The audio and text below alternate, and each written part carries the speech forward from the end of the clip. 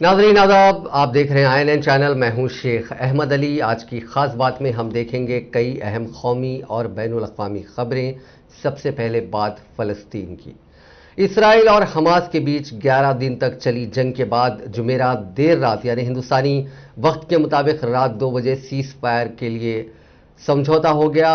आज उसका ऑफिशियल तौर पे ऐलान किया गया। इसराइल की हुकूमत और हमास दोनों इसकी तस्दीक कर चुके हैं। सीज़ फायर की तजवीज़ इजिप्ट की तरफ से रखी गई थी, जिस पर फ़लस्तीन की हुकूमत भी सहमत हो गई। हमास के बाद फ़लस्तीन में सबसे ज़्यादा ताकतवर तंजीम इस्लामिक जिहाद ने भी इस फैसले पर अपनी सहमति जताई है। इस सीज़ फायर को हमास अपनी जीत मान रहा है। फ़लस्तीन के गाज़ा पट्टी में हमास के लड़ाकों ने ढोल नगाड़े बजाकर जश्न मनाया, तो वहीं वेस्ट बैंक में देर रात तक आतिशबाजी होती रही। हमास की पॉलिटिकल विंग में दूसरे नंबर की हैसियत रखने वाले खलील अल हया ने कहा कि लोगों का जश्न मनाना गलत नहीं है, ये जीत की खुशी है। खलील ने कहा कि इसराइल की एयर स्ट्राइक में तबाह हुए घरों को बनाने का काम जल्द शुरू किया जाएगा। जंग के 11 दिनों में गाज़ा पट्टी से 1,20,000 लोग माइग्रेट कर चुके हैं। इसराइल और हमास की जंग में अब तक 242 लोगों की मौत हो चुकी है, इनमें 65 बच्चे शामिल हैं। जंग में अब तक 1900 से ज्यादा लोग जख्मी हुए। सबसे ज्यादा जानो माल का नुकसान गाजा पट्टी में हुआ, यहां करीब 220 लोगों की मौत हुई। यहीं से हमास अब तक इसराइल पर रॉकेट हमले करता रहा। हमास के हमले में इसराइल के 12 लोगों की मौत हुई।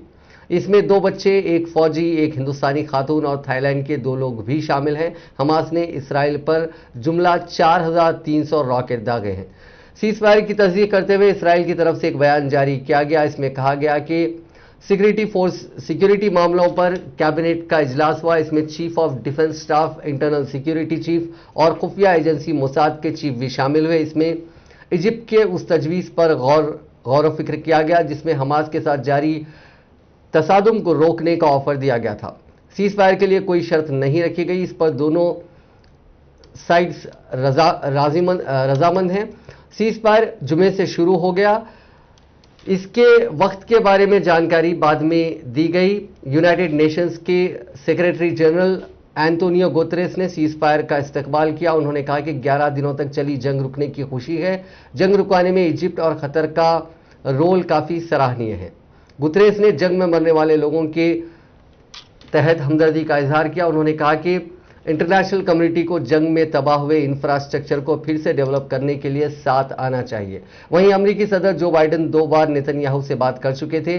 जर्मनी के वजीर खारजा ने भी इसराइली पीएम से बात की। सऊदी अरब और इजिप्ट के असर का भी बाइडेन ने इस्तेमाल किया। यही वजह है कि इसराइल के साथ हमास पर भी भारी दबाव पड़ रहा था।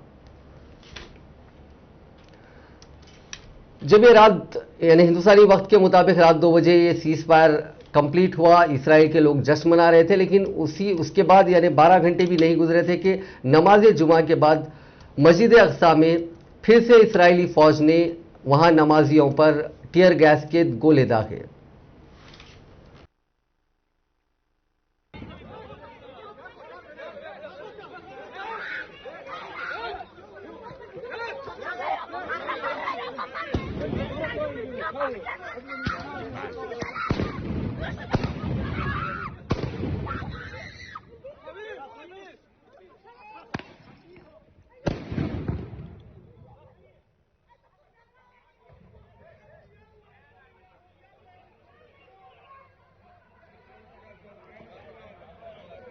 تعال تعال لا جورناليست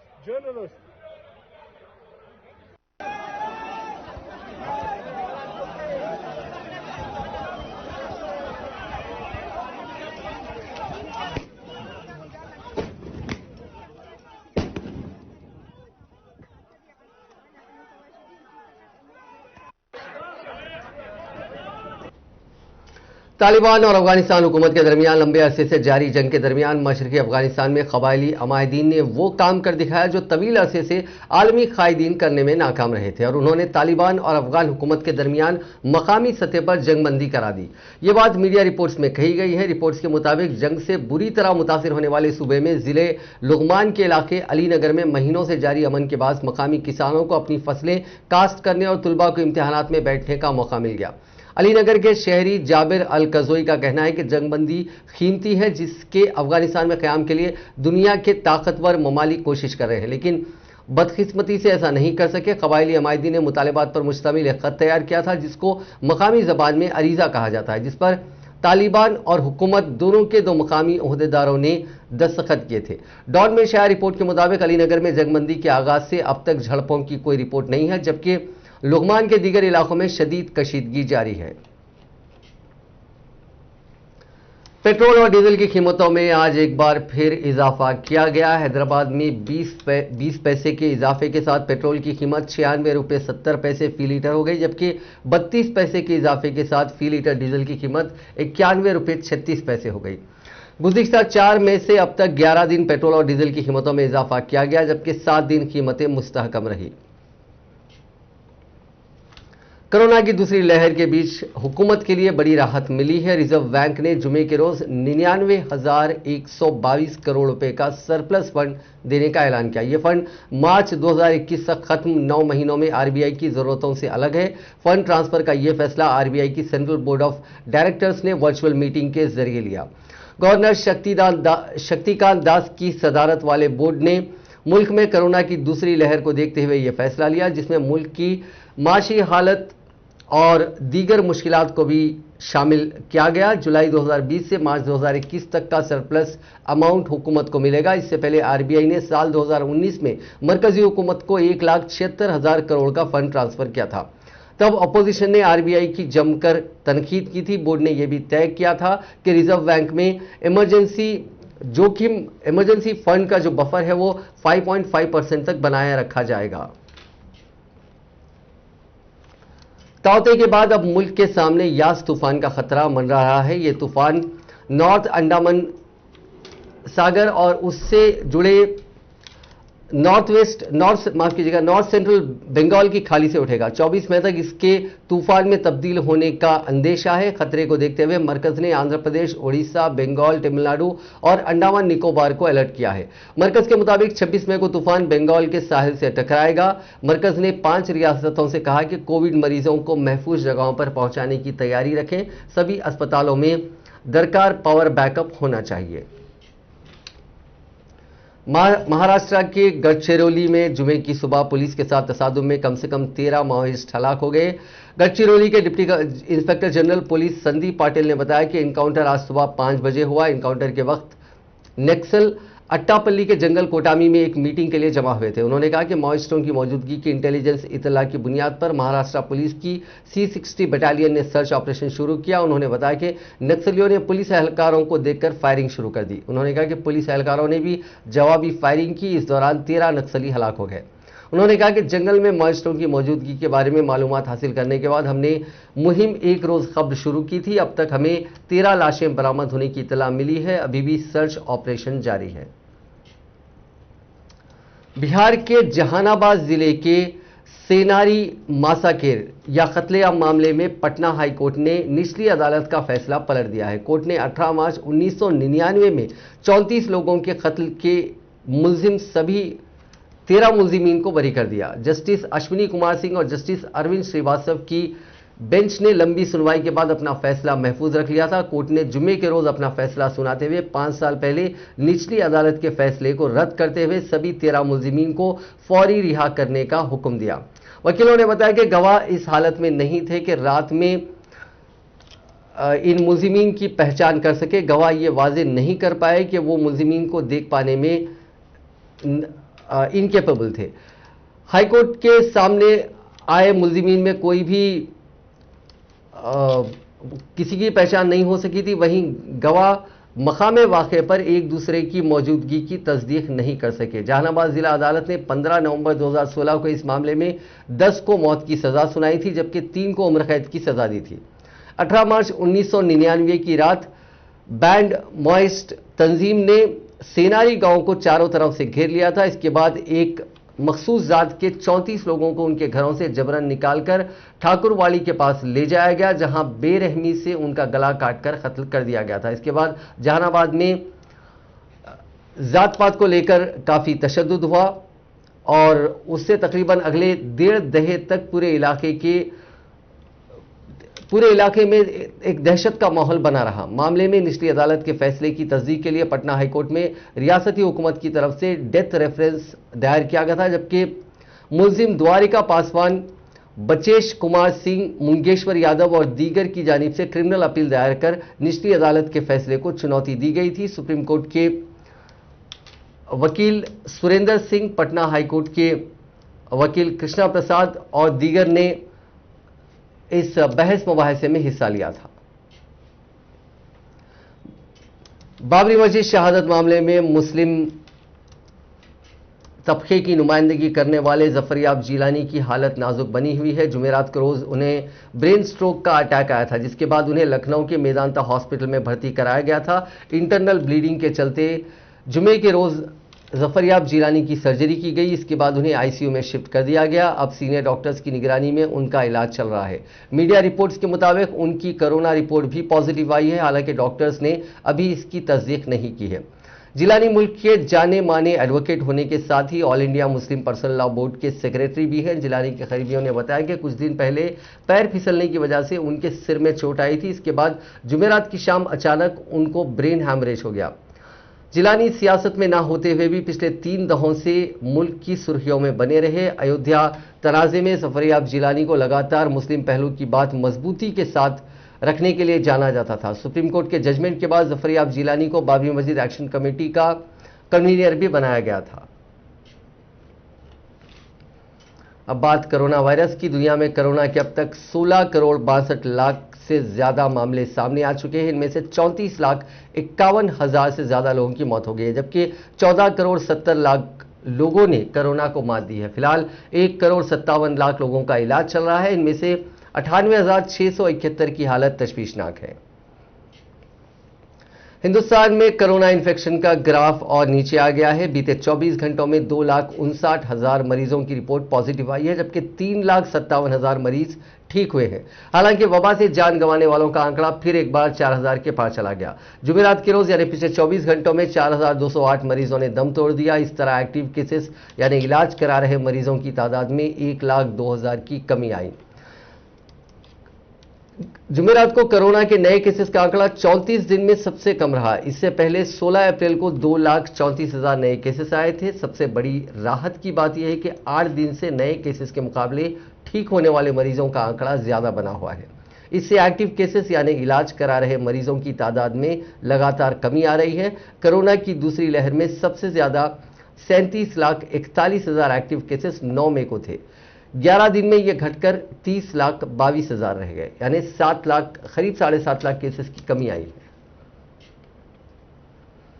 तेलंगाना में कोरोना वायरस के केसों में रोजाना बतदरीज कमी देखी जा रही है और कोरोना से सेहतयाब होने वाले अफराद की तादाद में इजाफा हो रहा है।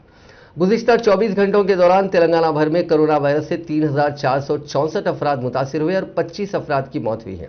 इस तरह रियासत में अब तक कोरोना से मुतासिर होने वालों की मजमूई तादाद 5,47,727 और मरने वालों की मजमूई तादाद 3,085 हो गई है।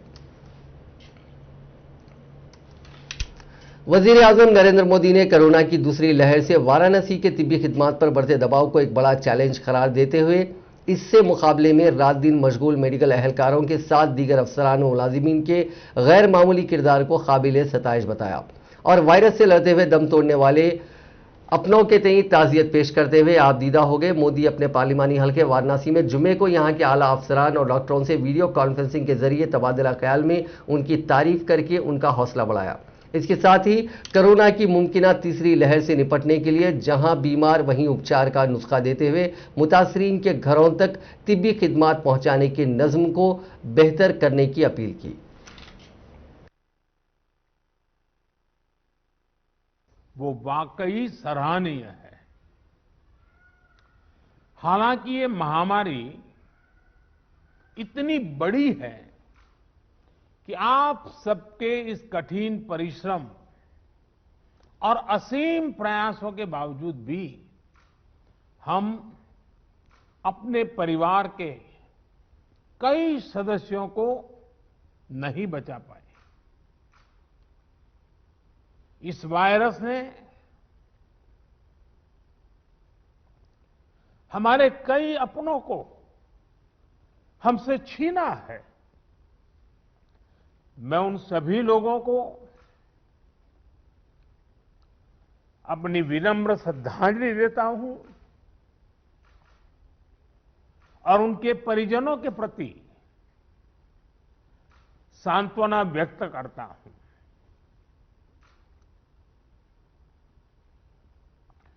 साथियों, कोरोना की सेकंड वेव में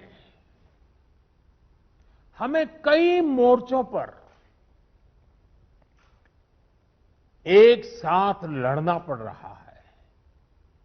इस बार संक्रमण दर भी पहले से कई गुना ज्यादा है और मरीजों को ज्यादा दिनों तक हॉस्पिटलाइज भी रहना पड़ रहा है। इन सब से हमारे हेल्थ सिस्टम पर एक साथ बहुत बड़ा दबाव पैदा हो गया है। बनारस तो वैसे भी सिर्फ काशी के लिए नहीं, पूरे पूर्वांचल की स्वास्थ्य सेवाओं का एक केंद्र है। बिहार के भी कुछ हिस्से के लोग काशी पर डिपेंडेंट होते हैं। ऐसे में स्वाभाविक तौर पर यहां की स्वास्थ्य व्यवस्था पर इतना दबाव बहुत बड़ी चुनौती बनकर के आया। पिछले 7 सालों से यहां के हेल्थ सिस्टम को लेकर जो काम हुआ, उसने हमारा बहुत साथ दिया। फिर भी ये कोरोना वबा के दरमियान हिंदुस्तान में ब्लैक फंगस का कहर शुरू हो गया है। महाराष्ट्र, मध्य प्रदेश, गुजरात समेत कई रियासतों में ब्लैक फंगस ने अपना पांव तेजी के साथ फैलाना शुरू कर दिया है। उसके असरात को देखते हुए 7 रियासतों ने उसे वबाई मर्ज भी करार दे दिया। इस ब्लैक फंगस की खतरनाकी का अंदाजा इस बात से लगाया जा सकता है कि मुल्क में अब तक इसके 7,251 केसेस सामने आ चुके हैं। उनमें से 219 मरीजों की मौत भी वाक़ई हो चुकी है। ब्लैक फंगस के सबसे ज्यादा मामले महाराष्ट्र में सामने आए हैं। खबरों के मुताबिक महाराष्ट्र में ब्लैक फंगस के अब तक 1500 केसेस सामने आए हैं, जिनमें से 90 लोगों की मौत हो चुकी है। इसके बाद गुजरात में 1163 केसेस आए और 61 मरीजों की जान चली गई। मध्य प्रदेश में ब्लैक फंगस के 575 केसेस आए और 31 की मौत हो गई। हरियाणा में 268 और दिल्ली में 203 केसेस सामने आए। हरियाणा में 8 लोगों की और दिल्ली में 1 शख्स की जान जा चुकी है। उत्तर प्रदेश, बिहार, छत्तीसगढ़, कर्नाटका, तेलंगाना में अभी तक 200 से कम केसेस सामने आए। उनमें से तेलंगाना में सबसे ज्यादा 10 लोगों की जान गई है। उत्तर प्रदेश में 8 लोगों की हलाकत हुई है, जबकि बिहार और छत्तीसगढ़ में बिलतरतीब 2 और 1 शख्स की जान गई। ब्लैक फंगस के बढ़ते खतरे को देखते हुए चंडीगढ़, आसाम, तेलंगाना, राजस्थान, गुजरात, ओडिशा और पंजाब जैसी रियासतों ने इस बीमारी को वबा करार दिया है। माहौलियात के लिए सरगर्म रहने वाले सुंदरलाल बहुगुणा का जुमे के रोज उत्तराखंड के शहर ऋषिकेश में इंतकाल हो गया। सुंदरलाल की उम्र 94 साल की थी और वो हाल ही में कोरोना वायरस से मुतासिर हो गए थे और ऋषिकेश एम्स में जेर इलाज थे। दरख्तों के तहफ़्फ़ुज़ से मुतालिक चिपको तहरीक के बानी सुंदरलाल बहुगुणा 8 मई को कोरोना का शिकार हुए थे। उत्तराखंड के वज़ीर आला तीरथ सिंह रावत ने उनके इंतकाल पर अफसोस का इजहार किया। उन्होंने ट्विटर पर लिखा कि चिपको तहरीक के बानी दुनिया भर में दरख्तों के दोस्त के तौर पर मशहूर अजीम माहिर माहौलियात पद्म विभूषण सुंदरलाल बहुगुणा के इंतकाल की अफसोसनाक खबर मौसूल हुई, जिसको सुनने के बाद दिल परेशान हो गया। ये सिर्फ उत्तराखंड ही नहीं बल्कि मुल्क भर के लिए नाकाबिले तलाफी नुकसान है। महात्मा गांधी के नजरियात पर अमल करने वाले सुंदरलाल बहुगुणा ने 70 के अशरे में माहौलियात के तहफ़्फ़ुज़ के लिए मुहिम चलाई थी और उसका मुल्क भर में गहरा असर हुआ था। इस दौरान चिपको तहरीक भी शुरू हो गई, जिसे काफ़ी पजीराई हासिल हुई। गढ़वाली हिमालय में दरख्तों की कटाई के खिलाफ पुरअमन तहरीक चलाई गई थी। इस तहरीक के तहत जब भी इंतजामिया की जानिब से दरख्तों की कटाई की कोशिश की जाती थी, खवातीन की एक बड़ी तादाद दरख्तों को हाथों में थाम कर खड़ी हो जाया करती थी। दुनिया इस तहरीक को चिपको तहरीक के नाम से जानती है। सुंदरलाल बहुगुणा की पैदाइश उत्तराखंड के शहर टेहरी के नजदीक एक गांव में 9 जनवरी 1927 को हुई थी। महात्मा गांधी से तरगीब हासिल करते हुए बहुगुणा ने हिमालय के तहफ़्फ़ुज़ का काम शुरू किया था और तादमे हयात के लिए आवाज़ उठाते रहे। यही वजह है कि उन्हें हिमालय का महाफिज भी कहा जाता था। ख्याल है कि कोरोना की दूसरी लहर के सबब उत्तराखंड की सूरत हाल अबतर बनी हुई है। रियासत में नए मामले तेजी के साथ बढ़ रहे हैं। सुंदरलाल बहुगुणा की मौत पर वजीर आजम नरेंद्र मोदी ने भी अफसोस का इजहार किया। अप्रैल 2020 से अप्रैल 2021 के बीच कोरोना वबा के दौरान यानी एक साल में 23 करोड़ लोग गरीबी की जो लाइन होती है, पॉवर्टी लाइन, उसके नीचे चले गए हैं।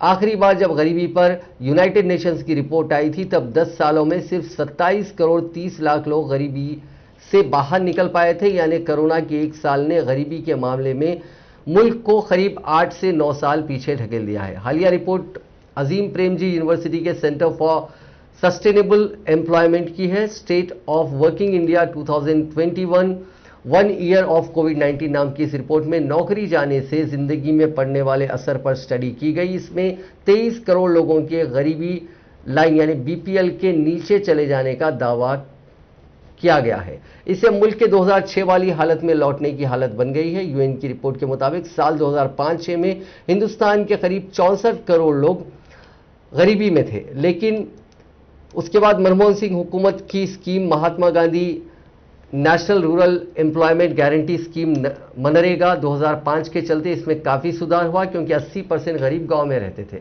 साल 2015-16 तक मुल्क में गरीबी घटकर 36 करोड़ 90 लाख यानी 27.9% तक रह गई थी। वर्ल्ड इकोनॉमिक फोरम की ग्लोबल सोशल मोबिलिटी रिपोर्ट 2020 के मुताबिक हिंदुस्तान के किसी गरीब खानदान को मिडिल क्लास में आने में 7 पीढ़ियों का वक्त लग जाता है। ऐसे में 23 करोड़ लोगों को कोरोना ने सतह गुर्बत से नीचे ढकेल दिया है। उनको वापस आने में कई साल लग सकते हैं। अजीम प्रेमजी यूनिवर्सिटी की रिसर्च इससे एक कदम आगे जाती है।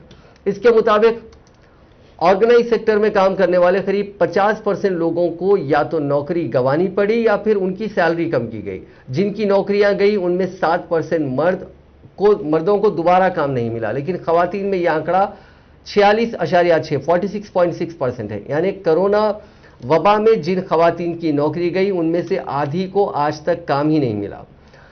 सीएमआई के आंकड़ों के मुताबिक अप्रैल से जून के बीच करीब 2 करोड़ फिक्स सैलरी पाने वाले नौकरीशुदा लोगों की जॉब चली गई थी, जबकि अनऑर्गेनाइज सेक्टर यानी दिहाड़ी करने वालों का आंकड़ा इसमें शामिल करें तो यह तादाद 12 करोड़ के पार पहुंच गई थी। कोरोना बहरान के दौरान सेहत की परवाह किए बगैर मामूली तनख्वाहों पर काम करने वाले सैनिटेशन वर्कर्स के साथ जीएचएमसी की जानिब से लापरवाही बरती जा रही है। आलमी वबा की दूसरी लहर के दौरान कोरोना से मुतासिर होने के बाद होम आइसोलेशन में रहने वालों की तनख्वाहें काटी जा रही हैं। सिर्फ जितने दिन काम किया गया उसकी ही तनख्वाह दी जा रही है। सड़कों को साफ करते हुए, कचरा उठाते हुए कोविड-19 से मुतासिर होने वाले सैनिटेशन वर्कर्स की तनख्वाहों में कटौती पर मजदूरों की यूनियन ने शदीद बरहमी जाहिर की। मुसीबत के वक्त ऐसे वर्कर्स की मदद करने के बजाय इस तरह के रवैये पर उनमें तशवीश पाई जाती है। मजदूर तंजीमों ने हुक्काम के इस रवैये पर शदीद नाराजगी का इजहार किया। उनका कहना है कि बहरान में काम करने वाले वर्कर्स को तनख्वाहों के साथ इंसेंटिव भी अदा किया जाना चाहिए। बल्दिया में जुमला 27,000 वर्कर्स आउटसोर्सिंग की बिना पर काम कर रहे हैं, जिनमें से 18,000 सैनिटेशन का काम करते हैं। आलमी वबा की दूसरी और तीसरी लहर के चलते करीब 2,000 सैनिटेशन वर्कर्स उसकी जद में आ गए और वो कोरोना से मुतासिर हो गए, जबकि 25 की मौत हो गई। हमारी जानकारी के मुताबिक गुज़िश्ता साल कोरोना से मुतासिर होने के बाद होम आइसोलेशन में रहने वाले वर्कर्स की तनख्वाह नहीं काटी गई थी, लेकिन इस मरतबा काटी जा रही है। मालूम हुआ है कि इन मुलाजिमीन की जानिब से कोविड पॉजिटिव आने की बात से जिम्मेदारों को वाकिफ करवाए जाने के बाद भी बायोमेट्रिक तरीके के जरिए हाजिरी की वजह बताकर उनकी तनख्वाहों में कटौती की गई। इतलात मिली है कि कोरोना से सेहतयाब होने के बाद जब ये वर्कर्स तनख्वाहों के लिए पहुंचे तो उन्हें सिर्फ काम के दिनों की तनख्वाह दी गई और बकिया तनख्वाह की अदायगी के लिए मुख्तलिफ बहाने बनाए जा रहे हैं। उन्हें मुनासिब जवाब या तयख्खुद नहीं दिया जा रहा है। पॉजिटिव रिपोर्ट दिखाने के बावजूद भी उनके साथ इंसानी हमदर्दी का मुजाहरा नहीं किया जा रहा है। इन वर्कर्स का कहना है कि उन्हें काटी गई तनख्वाह की अदा की जाए। पिछले साल बायोमेट्रिक की हाजिरी के बगैर उन्हें तनख्वाहें अदा की गई थी, लेकिन अब तरीक़ेकार तब्दील कर दिया गया, जिसकी वजह से वर्कर्स काफ़ी परेशान हैं। एक वर्कर ने बताया कि पिछले माह उसे कोरोना हो गया था। उसने जिम्मेदारों को इस बात से वाकिफ करवाया, जिसके बाद होम आइसोलेशन में रहने का मशवरा दिया गया। वो 15 दिन तक घर पर ही आराम कर रही थी।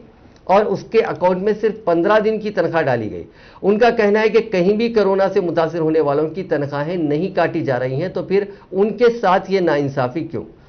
सैनिटेशन वर्कर्स का मुतालबा है कि चीफ मिनिस्टर ने साबिक में सैनिटेशन वर्कर्स के काम की सताइश की थी, लेकिन अब जबकि वो मुसीबत में हैं, उनकी मदद नहीं की जा रही है। आउटसोर्सिंग वर्कर्स को परमानेंट करने का भी वादा अभी तक वफा नहीं हुआ। उनका कहना है कि कोरोना बहरान के दौरान काम करने वालों को मुस्तकिल करने का भरोसा देने के बजाय उल्टा उनकी तनख्वाहें काटी जा रही हैं। उनका कहना है कि अगर काटी गई तनख्वाहें अदा नहीं की गई तो वो एहतजाज करेंगे। अगर इस सूरत हाल में वो एहतजाज करते हैं तो कचरे की निकासी ना होने की वजह से बीमारियों के फैलने का खदशा है। हालांकि सरकारी दफातर में एयर कंडीशन और पंखों के नीचे बैठकर काम करने वालों को पूरी तनख्वाह अदा की जा रही है, जबकि जमीनी सतह पर काम करने वाले इन वर्कर्स के साथ इस तरह का रवैया बाइस तशवीश है। पहले ही उनकी तनख्वाहें कम होती हैं, ऐसे में इस कम तनख्वाह में भी कटौती की जाए तो उनकी जिंदगी सड़क पर आ जाएगी। ये बात नहीं भूलनी चाहिए कि मौसम की परवाह किए बगैर सर्दी, गर्मी और बरसात में भी ये वर्कर्स अपनी जिम्मेदारी निभाते हैं। इस बुरे वक्त में उनको नजरअंदाज करना और उनकी तनख्वाह काटना कहां तक दुरुस्त है। आज मुल्क के साबिक वज़ीर आज़म राजीव गांधी की बरसी है। कांग्रेस पार्टी की जानिब से इस दिन को खिदमत और खैर सुगाली के तौर पर मनाने का ऐलान किया गया है और पार्टी कायदीन और कारकुनों से अपील की गई है कि वो इन लोगों की मदद की जाए जो कोरोना की वबा से मुतासिर हैं। इस मौके पर कांग्रेस के साबिक सदर राहुल गांधी और पार्टी की जनरल सेक्रेटरी प्रियंका गांधी समेत मुतअद्दिद कायदीन ने आंजहानी राजीव गांधी को खिराज अकीदत पेश किया। ख्याल रहे कि साबिक वज़ीर आज़म राजीव गांधी को 21 मई 1991 की शब तमिलनाडु के श्री पेरम्बदूर में एक इंतखाबी रैली के दौरान एक खातून खुदकश हमले की जानिब से कत्ल कर दिया गया था। इस वाक़े में खुदकश हमलावर धन्नो समेत 14 अफराद की जान चली गई थी।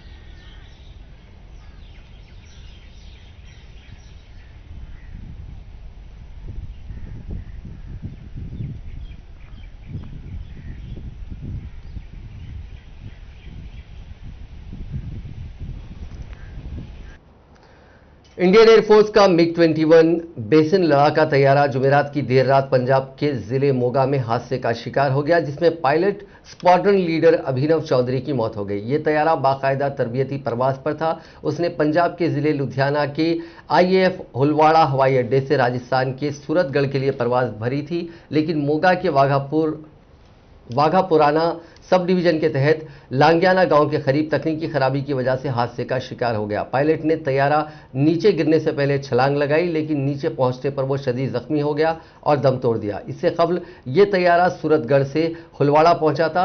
हादसे की इत्तला मिलते ही एयरफोर्स, फौज और जिले इंतजामिया व पुलिस के आला अफसरान मौके पर पहुंच गए। हादसे की वजूहात का पता लगाने के लिए IAF ने तहकीकात यानी कोर्ट ऑफ इंक्वायरी का हुक्म दिया है। मिग-21 बाइसन तैयारा मिग-21 की भी आला फोरम है जो अब भी IAF में खिदमत अंजाम दे रहा है। ताहम इसकी पुरानी शक्ल मिग-21 के ज्यादातर तैयारे खिदमत से बाहर किए जा चुके हैं।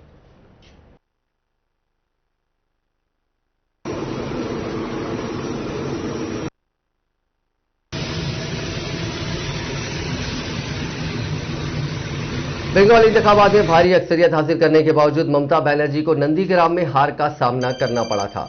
अपने साबिक माउन शुभेंदु अधिकारी को उनके किले में चैलेंज करने के लिए ममता ने अपनी रिवायती सीट भवानीपुर से इंतखाब ना लड़कर नंदीग्राम से मैदान में उतरने का फैसला किया था। अब वो फिर से भवानीपुर से इंतखाब लड़ने जा रही हैं। बंगाल असेंबली इंतखाबात में भवानीपुर से जीत हासिल करने वाले रुकन असेंबली शोभनदीप चट्टोपाध्याय ने आज दोपहर बंगाल असेंबली से अपना इस्तीफा पेश कर दिया ताकि ममता बनर्जी भवानीपुर सीट से इंतखाब लड़ सकें। असेंबली स्पीकर बिमन बनर्जी को अपना इस्तीफा सौंपने के बाद शोभन ने कहा कि ममता बनर्जी आने वाले 6 महीनों में भवानीपुर से इंतखाब लड़ेंगी। इधर शोभनदीप चट्टोपाध्याय 6 महीने तक वजीर ज़राअत के ओहदे पर फायज रहेंगे। इस दौरान वह असेंबली में लौटने के लिए किसी दूसरी सीट से इंतखाब लड़ेंगे। नाजरीन, आज की खास बात में बस इतना ही। आपसे कल मुलाकात होगी नई खबरों के साथ, नए एनालिसिस के साथ। फिलहाल दीजिए इजाजत। खुदा हाफिज।